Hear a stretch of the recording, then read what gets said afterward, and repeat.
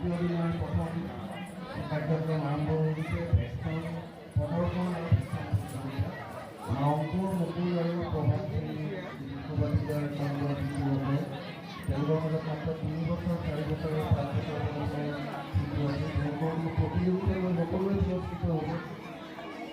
তেওঁলোকে ভেকচিন প্ৰদৰ্শন কৰিছে। তেওঁলোকৰ শিক্ষা দিব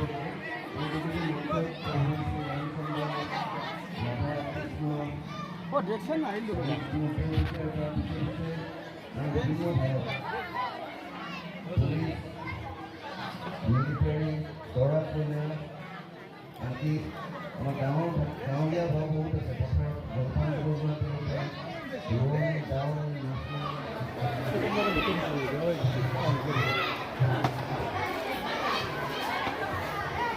আমি আৰম্ভ কৰিব লৈছো।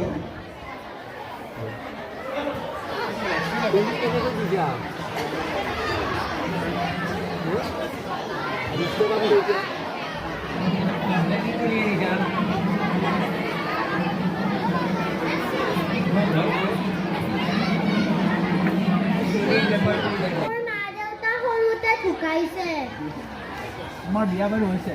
মোৰ বিয়া হোৱা নাই। এই ভালে যোৱা, এই ভালে যোৱা। সাগৰ বান্ধা চাওঁ আমি যুদ্ধ দিবা যাওঁ, হনুমান সাগৰ বান্ধা চাওঁ। ঠিক আছে, আগফালে গৈ থাককচোন বাৰু। মা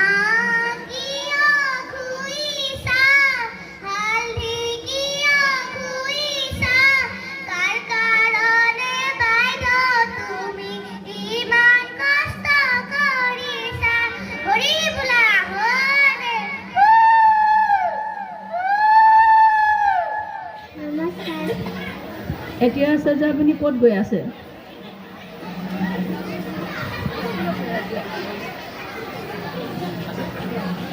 পঢ়াবলৈ গৈ আছে নেকি শ্ৰেণী কোঠাত?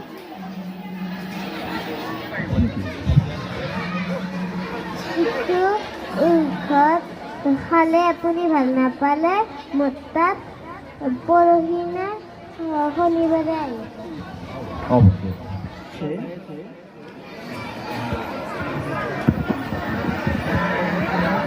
জালমুড়িও বিক্ৰী কৰে নেকি? নকৰোঁ। নকৰে নেকি? অকল চানাই বিক্ৰী কৰে? যাওক তেনেহ'লে, মই নাখাওঁ চানা এতিয়া।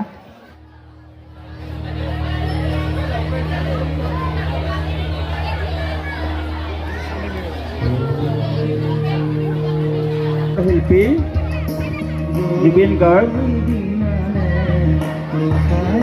অসমীয়াৰ হিয়াৰ আমঠু বুলি আমি যাক কওঁ।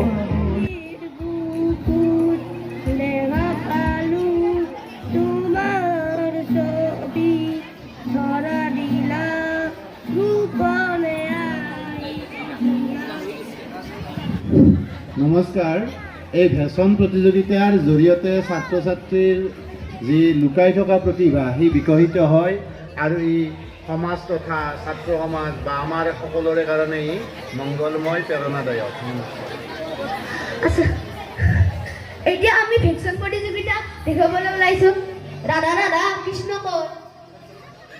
বৃন্দাবনত গৈ চালিবলৈ গৈছে। এই স্কুলত আহি ভাল লাগিছে আৰু এই স্কুলত ধন্যবাদ জনাইছোঁ।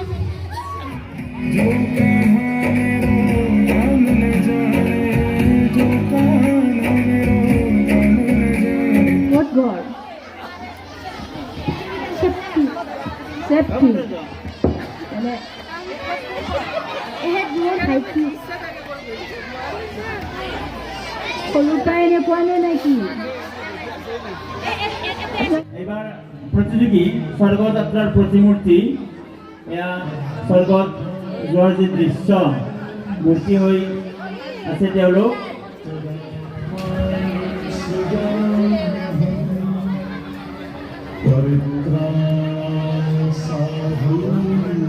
ইয়াৰ পিছত সাজু হয় নেকি?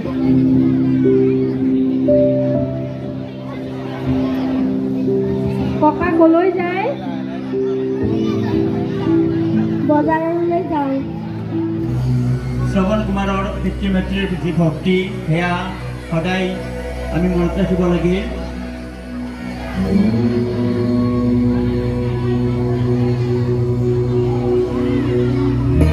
সাজু হৈ থাকিব ক্ৰমিক নম্বৰ 24 খেতিয়ক।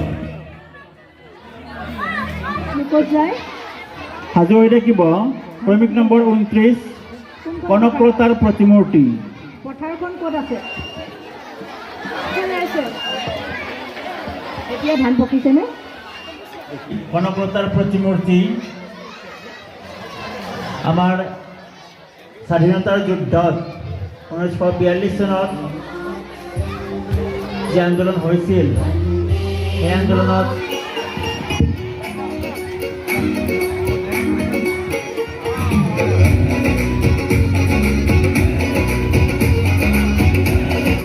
গৈ আছে দেশ স্বাধীন কৰিবৰ কাৰণে। সাজু হৈ থাকিব 32 নম্বৰ প্ৰতিযোগী মিলিজুলি নামৰ দল।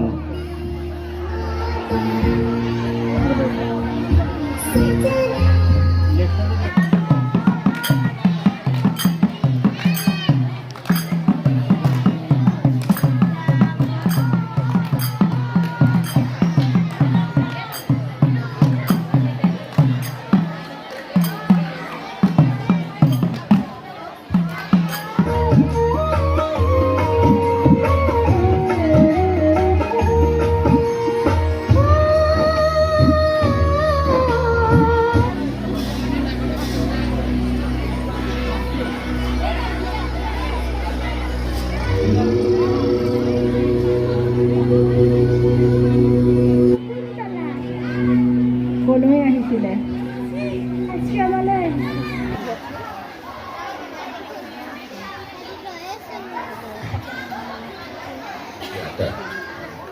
শান্তিৰ নোবেল বঁটা প্ৰাপক ভাৰতীয় মহিলা মাদাৰ টেৰেছা। এই কাপোৰখনৰ নাম কিনো?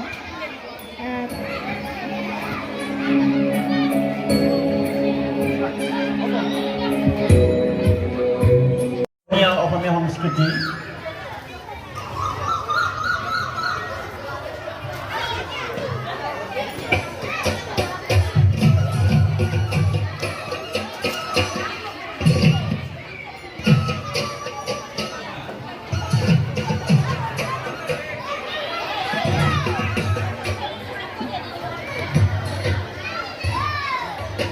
भले कोई बाजाबी ओ धुलिया को कटी धुले भले कोई बाजाबी फूल सुमाई धुलर मा बिहु बिहु लागेगा फूल सुमाई धुलर मा बिहु बिहु लागेगा ओ पिपुआ को कटी गाते नो नहीं किया गाते তুমি লৈ ফেলে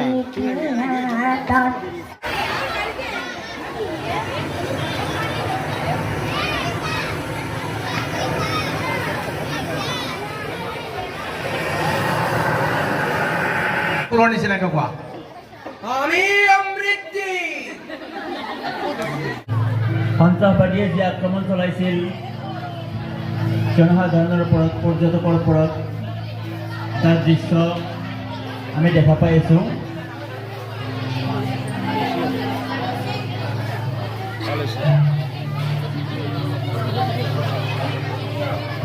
পাগলী ক'ত পাইছে? হা কেনেকৈ?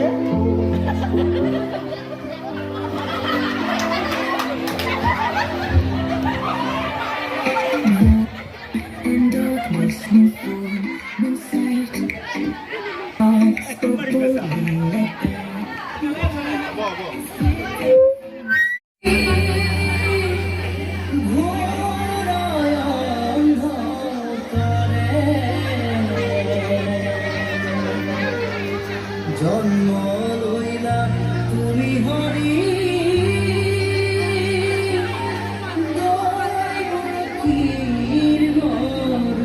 ইয়াৰ পিছৰ প্ৰতিযোগী হৈছে তোমালোকৰ মূৰ্তিকে সীতা মানে বনবাসত যাওঁতে এটা সোণৰ হৰিণ দেখিছোঁ নহয়, সোণৰ হৰিণটো তুমি ৰামক সোধাচোন কেনেকৈ সোধা। ৰাম সেয়া মোক সোণৰ হৰিণটো আনি দিয়াচোন। অ' বাইদেউ ইমান বকি বকি ক'লৈ যায়, ইমান খঙত আহিছে যে। এই বাইদেউ কি ক'ব, আপুনি নাচনা, আপোনালোকে নাচনে দে। এই আমাৰ মানুহটো যি গোটাই আৰু মামাই যি 10,000টো দিয়েছিলে গোটত তিৰি গেলা নাপলো 8 টকাও। সদায় যা, আজি কি মিটিং, কালি কি ছাগালৰ ফটো দি কি গাছৰ পুলিৰ ফটো দি ব্লকৰ পৰা ফোন আহিলেক নহয় আছে গাছৰ পুলি আহিছি। আগবাৰ নহয় 2 বেৰ দিছোঁ গাছৰ পুলিৰ ফটো, নাপলো 8 টকাও। তাৰ হয়তো খং উঠি আছে, আজি অলপমান জলপানখিনি দিবা গোটেই মোক মাৰিব ওলছি। ভূমিনী নহাকে থাকবেই নোৱাৰো। কি কৰি আইতা ভূমিনী? ভূমিনী নহয় এটা ভলিনী। কিবা এটা আমাৰ আৰু দিয়া মুখত নাহে দেচোন। কিবা কৰবা আহিছে, মই বাহিৰতে যাই এনেকৈ আহিছোঁ। দুৱাকা লাগি আহিছে নে? এটা কৰবা আহিছে মই মেডিচিনৰ পৰা আহিছোঁ। আপুনি ক'ৰ পৰা আহিছে আইতা? মই এনে কাষৰে চোপা এটাৰ পৰা আইতা তোমাৰ নাম কি? মোৰ নাম শ্ৰী বিকুমণি দাস। কোন ক্লাছত পঢ়া তুমি? মই ক্লাছ 5ত পঢ়োঁ।